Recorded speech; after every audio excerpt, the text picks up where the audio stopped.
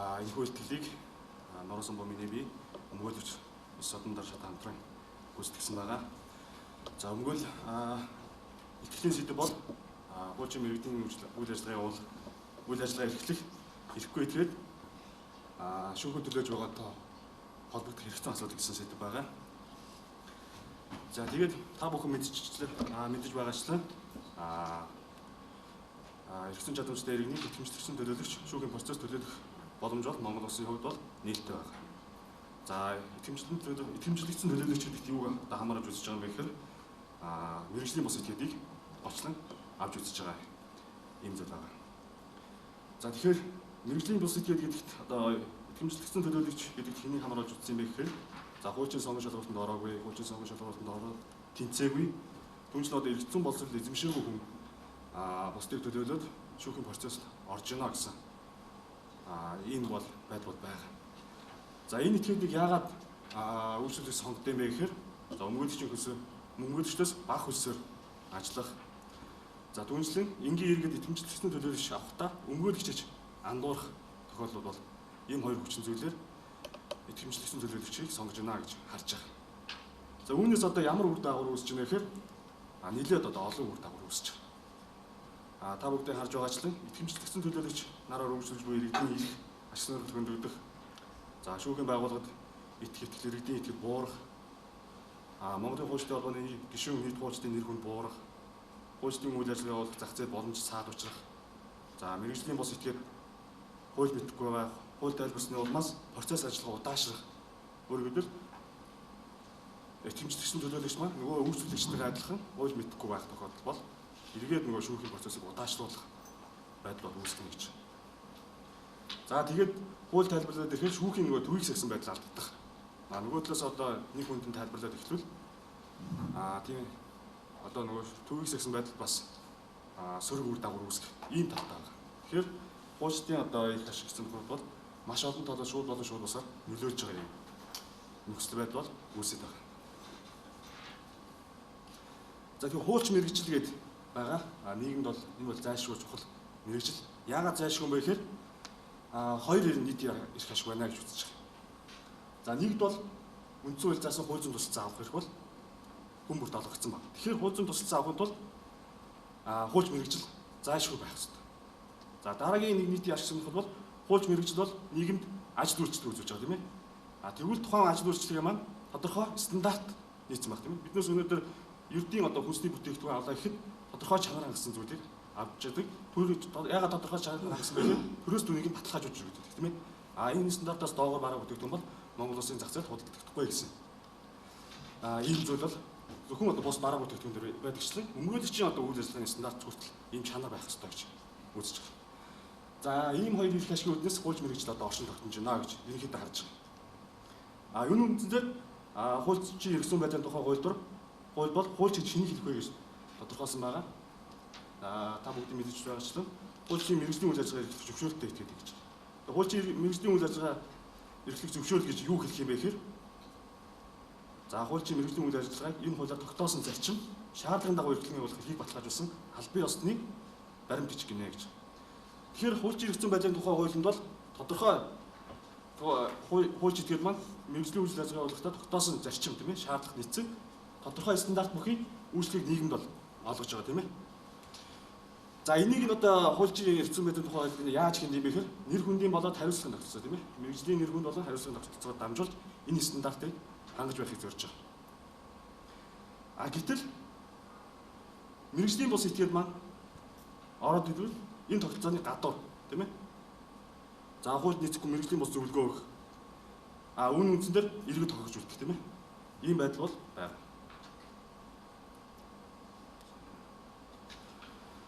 За иргэний процесс хууль дээр жишээ авч үзье. 1994 онд бол батлагдсан иргэний процесс хуулинд бол шүүхэд төлөөлөх этгээдийг бол дараах байдлаар тодорхойлсон байна. За иргэний эрх зүйн бүрэн чадамж өгөх иргэн сайн дураар буюу гэр бүлийн гишүүн төрөл садангараа эсвэл гэрээний үндсэн дээр өмгөөлөгчөд төлөөлж болно гэсэн заалбарсан. За 2002 оны шинжилсэн найруулгаар бол энэ агуулга мөн орсон байгаа. Гэтэл 2007 оны нэмэлт өөрчлөлтөөр бол за тэр сайн дураар гэр бүлийн гишүүн төрөл садангараа гэдгийг өөрийгөө сайн дурын үндсэн дээр бусдаар гэж бусдаар гэдэг үгээр өөрчилсөн байна. Тэгэхээр энэ дээр одоо өмнөх одоо хоёр хуулийн дээр бол тодорхой хязгаарлалт оруулагддаг гэсэн тийм ээ. Өмгөөлөгч биш гэдгээд бусдыг төлөөлөхөд хэн байх боломжтой вэ гэхээр тухайн хэргийн оролцогчийн гэр бүлийн гишүүн төрийн сардан байх хүрээнд хязгаарлагдж байсан бол 2007 оны нэмэлт өөрчлөлтөөр бол илүү одоо өргөн хүрээг хамсан. Хинч байж боломжтой тийм ээ. 18-нд нас хүрсэн, 18 насны хүрсэн нэгний эрдэнэ бүрэн чадамжтай итгэхэд бол бусдыг төлөөлөх боломж нь нэгдсэн байсан. Нэгдсэн байна. За 2014 оны хуулиар бол энэ хязгаарлах гэж зорьсон байна. Тэрний юу гэхээр хэрвээ хэргийн оролцогч итгэмжлэгчийн төлөөлөгч хоёр зэрэг шүүх хурлаанд оролцвол за хэргийн оролцогч бол шүүх хурлаанд үг хэлэх тохиолдол бол эсвэл итгэмжлэгчийн төлөөлөгчөөс татгалзах эсвэл өөрөө үг хэлэхгүй байх. Тийм сонголтын дээр тулж ирсэн байна. Тэгэхээр энэ одоо 2014 оны хууль зөв буруу гэхэд бас эргэлзээтэй. Яагаад гэвэл үндсэн хуульд бол үндсэн хуулийн 16-гийн 14-д бол шүүх хурлаанд биеэр оролцох ирэх байна. Тэгэхээр энэ бол үндсэн хуулиар хамгаалагдсан эрх түүнээс татгалзах болох уу гэдэг нь өөрөө маш эргэлзээтэй асуудал үүсэж байна. За захиргааны процесс мөн адил юм байгаа. 2007-2016 оны хуулийн хоорондох төдийлөн өөрчлөлт ороогүй. За шаардлагатай гэж үзвэл иргэний эрхцэн бүрэн чадамжтай итгээд бол бусдыг төлөөлөх бүрэн боломж нь нээлттэй байж байгаа. За эрэг хуулийн шинжилсэн найруулгад бол одоо бусдыг төөрөгдүүлэх юм уу? Хуулийн мэргэжлийн үйл ажиллагааны нэрийг барьсан өмгөөлөгч биш үгээд тийм хүн үйл ажиллагаа бол хариуцлага хүлээхээр зохицуулт орж ирсэн байна. За энэ бол төдийлөн одоо энэ асуудлыг шийдсэн зохицуулт биш. Зөвхөн одоо хуулийн мэргэжлийн үйл ажиллагаа бол эрхийг одоо бусдыг төөрөгдүүлсэн үйлдэлийг одоо эрэг хуулиар хариуцлагч байгаа болохоос яг тухайн одоо хуулийн эрхцэн байдлын тухай хууль заасан мэргэжлийн үйл ажиллагааг явуулбал одоо эрэг хариуцлага хүлээлгэх гэсэн зохицуулт бол биш байгаа. За тэгээ харьцуулсан судалгааны хэсэгт оръё. Орсын холбооны улсын иргэний процессын хуулийн зохицуулт бол ерөнхийдөө манайтай адилхан. Дурын этгээд бол бусдыг төлөөлж шүүх хурлаанд орох бүрэн боломжтой байна.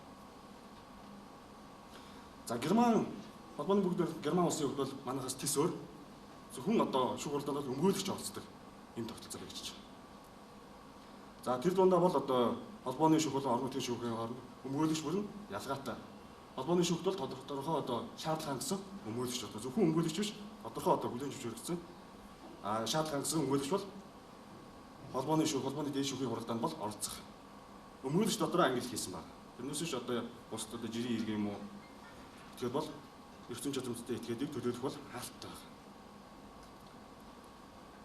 Тэгэхээр энэ одоо яагаад Герман ингэж зогсоосон байна гэхээр өмгөөлөгчийг бол шүүх байгууллагын нэг төрлөө гэж үздэгт оршиж байгаа. Өөрөөр хэлбэл прокурор шүүгчтэй адилхан өмгөөлөгч хүртэл нийт хэрэг шиг хамгаалж явдаг юм а тийм ээ. Тийм учраас шүүгч прокуратор нэг адил төрийн одоо чиг үүргийг гүйцэтгэж байгаа. Ийм учраас энэ чиг үүргийг бол бусад одоо иргэн гүйцэтгэж болохгүй маа. Тийм учраас өмгөөлөгч бол төрийн зардлаар сургадаг тийм тогтолцоо бол холбооны Герман улсад бол хэрэгжиж байгаа юм байна.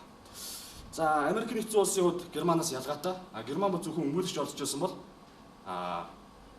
Америк нэгдсэн улс тухайн одоо хэргийн оролцогч маань өөрийгөө төлөөлөх эсвэл өмгөөлөгч гэсэн хоёр сонголттой. Тэгэхээр энэ бол одоо өөрийгөө өмгөөлөх гэсэн Америк нэгдсэн улсын одоо үндсэн хуулиас эхлэлтэй өөрийгөө өмгөөлөх эрхийг хүлээн зөвшөөрсөнтэй холбоотойгоор өмгөөлөгч болон тухайн этгээд өөрөө гэсэн. Тэрнээс биш одоо тухайн этгээдээс өөр жирийн иргэн бол шүүх хурлаанд оролцох боломжгүй гэж байна. За Япон бол одоо нэлийн нарийн зохицуулсан байгаа. За эхлээд бол зарчмын хувьд бол тухайн этгээд өөрөө оролцох боломжтой тийм ээ шүү. Хэргийн оролцогч бол шүүх хурлаанд оролцох боломжтой. За бусдаар одоо төлөөлөгч бол зөвхөн одоо өмгөөлөгч байна гэсэн сонголтыг авч байгаа. Гэхдээ Японы шүүхүүдийн тогтолцоо нь бол хялбаршуулсан шүүх гэж байдаг. Анхны шатанд бол орон нутгийн шүүх хялбаршуулсан шүүх гэж байгаа. Тодорхой одоо мөнгөнд төгрөгөөс бага үнийн одоо хэмжээний шаардлагатай хэрэг дээр бол шүүгчийн зөвшөөрлөлтөөр бус одоо жирийн иргэнэ төлөөлөх эсвэл улсын одоо шалгалтаар энэ одоо 2002 оны хуулийн мэргэжлийн зөвлөлийн тухай хуулиар тодорхой одоо манай дээр тухайн жишээ хэлбэл одоо татврын үйл ажиллагаа болж байгаа этгээдүүдтэй нийлэн төстэй. Өөрөөр хэлбэл одоо тодорхой төрийн албанд ажиллаж байсан хүн өмгөөлөгч биш гэдэг тийм ээ. Төрийн албанд ажилласан этгээд шалгалт өгөөд шалгалтанд тэнцээд хуулийн сайдаас одоо магадгүй тэмцэл хүлээж авал одоо энэ хэлбэрчилсэн шүүхэд бол төлөөлөх хийх бол нээлттэй байж. Зөвхөн өмгөөлөгч биш хэлбэрчилсэн шүүхийн хүрээнд бол ийм олон сонголтуудыг бий болгож өгсөн байна. За түүнчлэн бол одоо оюуны хэмжээний тухай хууль дээр бол оюуны хэмжээр мэрэгжилтнийг бол одоо бусдыг төлөөлөх ийм нээлт бол нээлттэй байдлаар хийж өгсөн байна. За хууль заснаар бол одоо жишээл худалдааны төлөөлөх ч юм уу эдгээр этгээд бол тухайн одоо худалдааны байгууллагыг төлөөлөх, шүүх төлөөлөх хэрэгтэй маа гэж сонголтуудыг бол нэлийн одоо өргөн хүрээтэйгээр хийж өгсөн байна. За Японд өмнө бол зөвхөн одоо өмгөөлөгч төлөөлөх гэхээс илүү дурын этгээд төлөөлж болдог байсан. Гэхдээ энэ бол одоо 1890-ад оноос өмнөх нөхцөл байдал Мэйжигийн ихэнх үедтэй холбоотой. За энэ үед одоо яагаад боломжтойсэн гэхдээ ямар асуудал үүссэн бэ гэхээр маш хямдхан одоо шүүх төлөөлөлт этгээдүүд мэрэгжлийн бус этгээдүүд гарч ирээд хэргийг одоо процессын ажиллагааг удаашлуулах хэргийн оролцогчдын эрхийг хөндөг гэсэн асуудал байсан учраас тэдгээрийг бол хааж өгсөн байна.